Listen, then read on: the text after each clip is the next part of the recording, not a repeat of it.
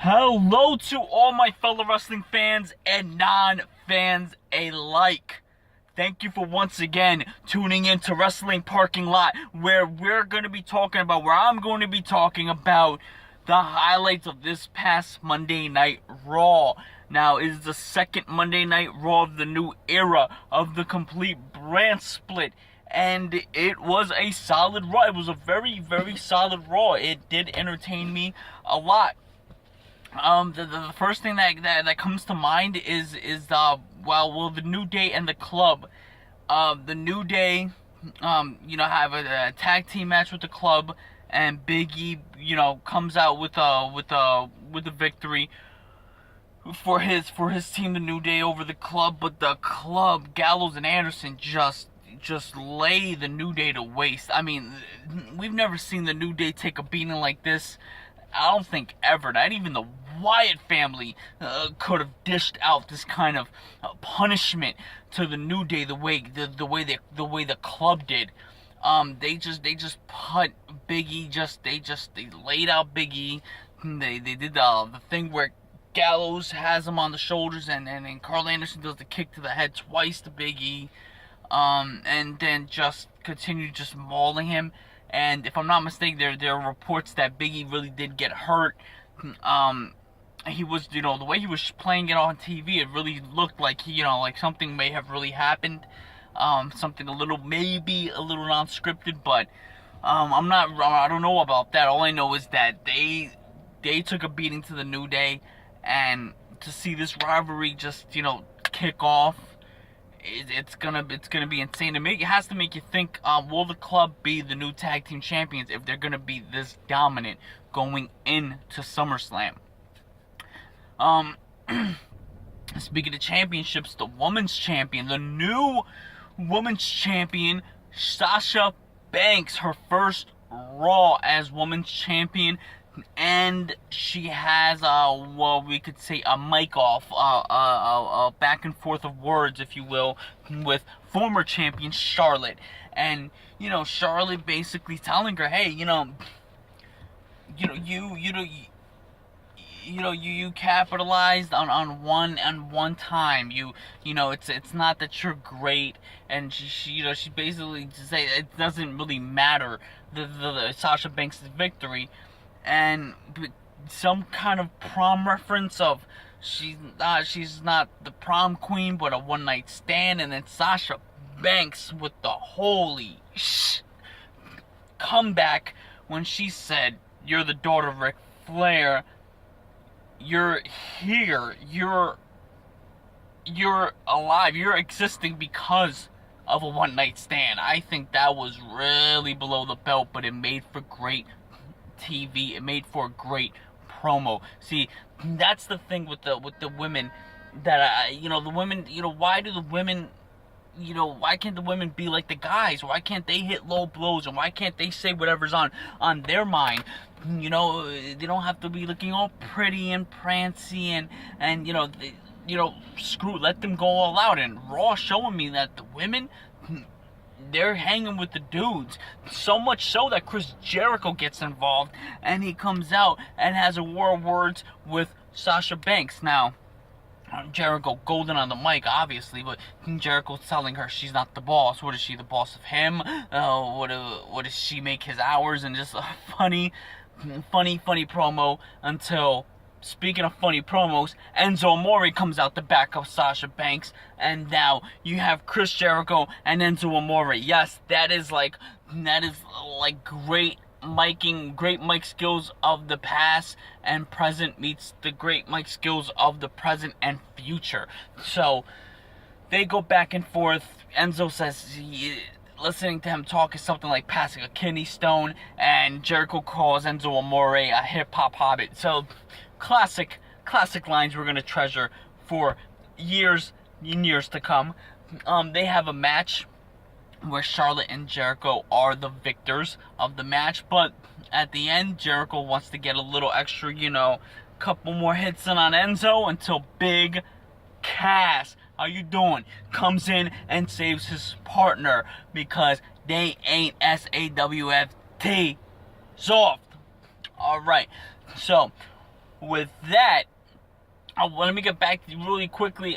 Jericho did mention that he needs somebody to watch his back. How Big Cass has Enzo's and vice versa. He needs somebody. So Kevin Owens backstage kind of steps up to the plate. So will we see an Enzo Amore and Big Cass versus Chris Jericho and Kevin Owens match at SummerSlam? I think that is brewing, and I would not mind seeing that, especially on a microphone standpoint. So, seeing the return of Jinder Mahal. Jinder Mahal is back in WWE. It is a lot to be seen what's going to happen with him. I mean, Jinder Mahal hasn't exactly been used, to his full potential, I think. But after, betraying his friend, his teammate, his bandmate, Heath Slater, they've got to do something. I mean, they wouldn't bring back Jinder Mahal to Raw, that rhyme, for nothing. I think they have to have something pretty special planned for him. As for Heath Slater, I think bouncing back and forth to shows just for now, until it gets tiring, is a good idea, and it kind of keeps the comedy, level,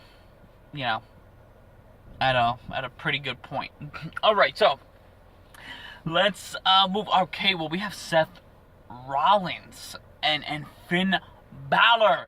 Yes, these two finally, face to face, and Seth Rollins is basically, he's kind of discrediting Finn. I mean, all right, Finn, I guess Finn, you're good.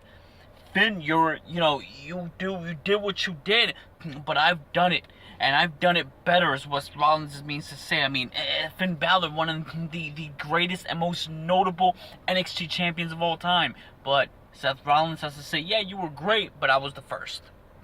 And then he goes on, to name his achievements, and, kind of putting Finn Bálor down, which, Seth Rollins as a heel, he does a great job at that. He does the great job at that as the Weasley heel, and it freaking works. I'm a huge Seth Rollins fan, and partially is because he can do that.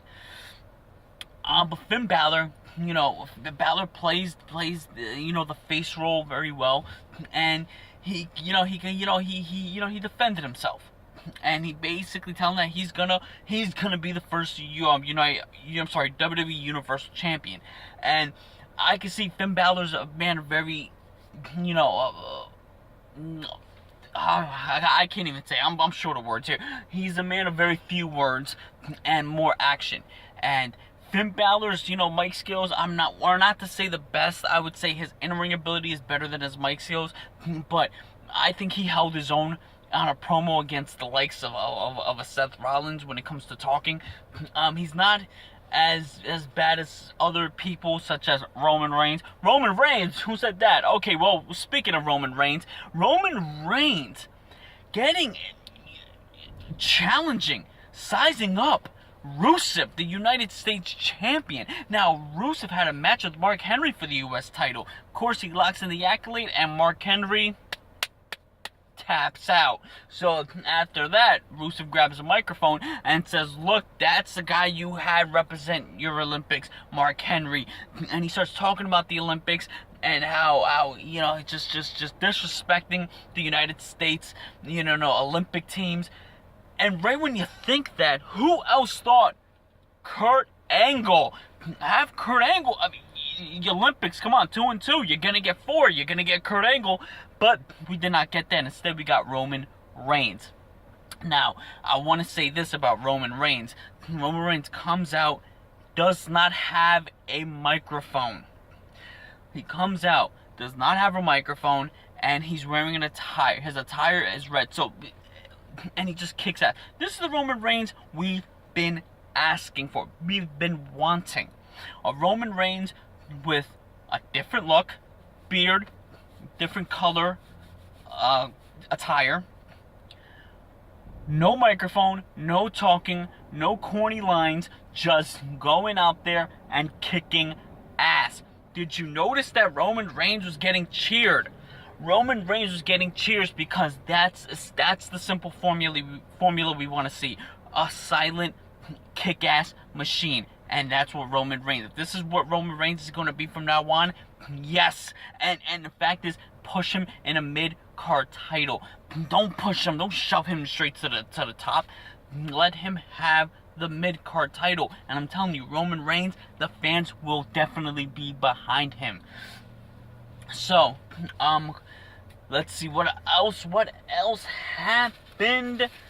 It was just a great Raw and a lot of, but the main things that stick out to me, well, they would have to be the return of Brock Lesnar and Paul Heyman.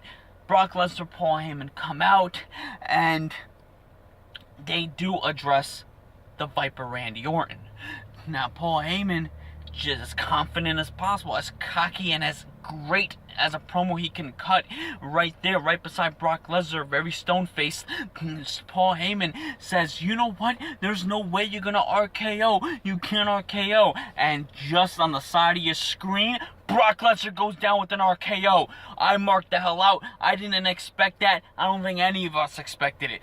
So Randy Orton RKOs him, and he just stares at Paul Heyman. Paul Heyman's like, holy crap, don't do it to me.